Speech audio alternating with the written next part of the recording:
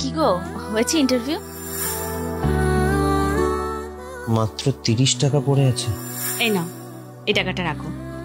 শোনো, খিদে পেলে অবশ্যই এই টাকাটা ভাঙিয়ে কিছু খাবে, আর যাতায়াতে যা যা খরচ হবে এখান থেকেই খরচ করবে, কেমন?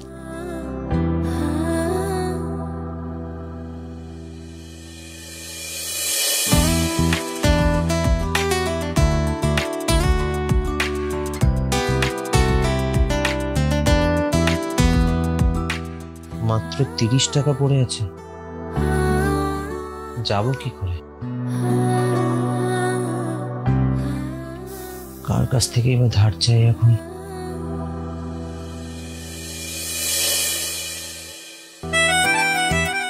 রেডি হয়ে গেছো? হ্যাঁ, বেরোচ্ছি।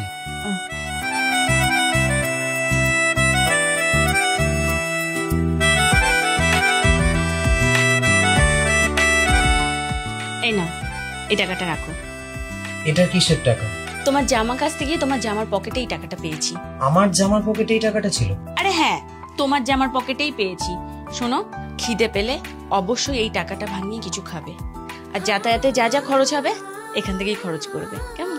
চাকরিটা আবার পেয়ে যাবো বল? নিশ্চয়ই পেয়ে যাবে। আসি। এসো। শোনো, তুমি একদম টেনশন করো না, দেখবে সব ঠিক হয়ে যাবে। I love you.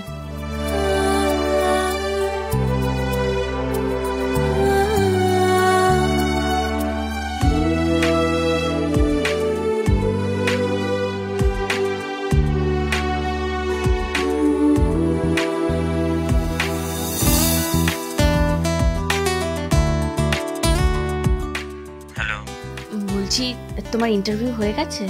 না না, এখনো হয়নি, বসে আছি। ও, তোমার কি খুব খিদে পেয়েছে? যদি খিদে পায় তাহলে এক প্যাকেট বিস্কিট কিনে খেয়ে নাও, কেমন? আচ্ছা ঠিক আছে, দেখছি, পরে ফোন করছি। আচ্ছা, রাখলাম।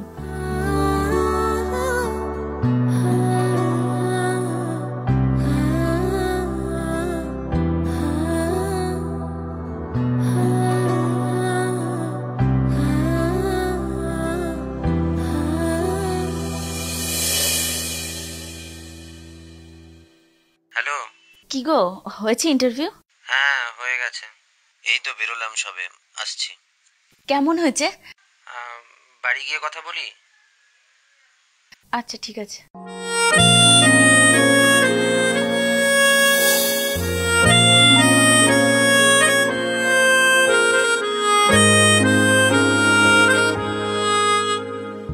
পূজা, এই পূজা। তুমি এসে গেছো? হাত মুখ ধুয়ে নাও, খুব খিদে পেয়েছে, খাবো। সে কি, তুমি খাওনি এখনো? ও মা, এ আবার কি কথা? তোমায় ছেড়ে খাই কি করে? আমি কখনো খেয়েছি তোমায় ছেড়ে? আরে পাগলি, এত বেলা অবধি কেউ না খেয়ে থাকে?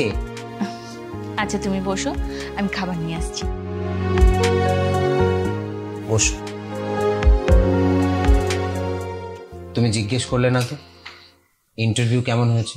এতে আবার জিজ্ঞাসা করার কি আছে? আমি জানি খুব ভালো হয়েছে। আমার বরের মতন ট্যালেন্টেড কি আর কেউ আছে? তোমার বর এতটাই ট্যালেন্টেড যে তোমার সোনা বন্ধক রেখে সংসার চালাতে হচ্ছে।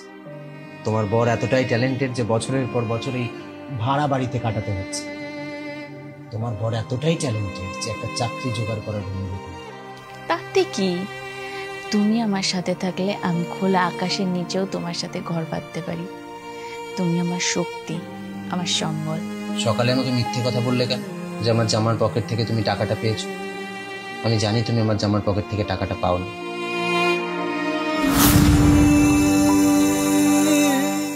মাত্র 30 টাকা পড়ে আছে, যাবো কি করে?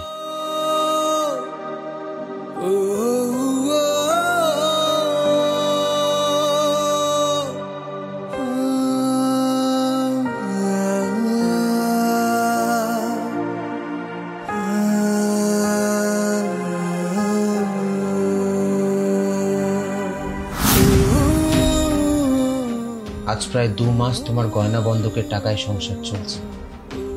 এত এত চেষ্টা করে আমি একটা চাকরি জোগাড় করতে পারছি না, আমি এতটাই অপদার্থ।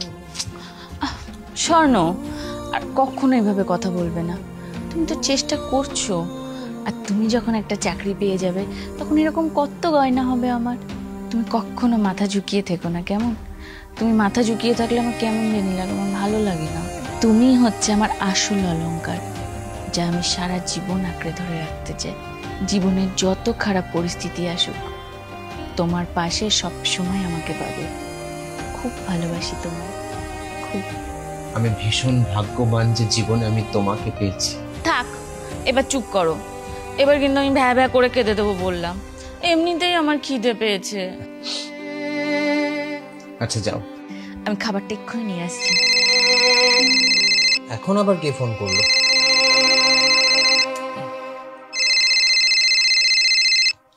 হ্যালো, ইনফো ইন্টারন্যাশনাল থেকে বলছি। You are selected for the job and your gross is 47 plus incentive and TA. আপনার জয়নিং ডেট আগামী পরশু 27 তারিখ। Check your mail.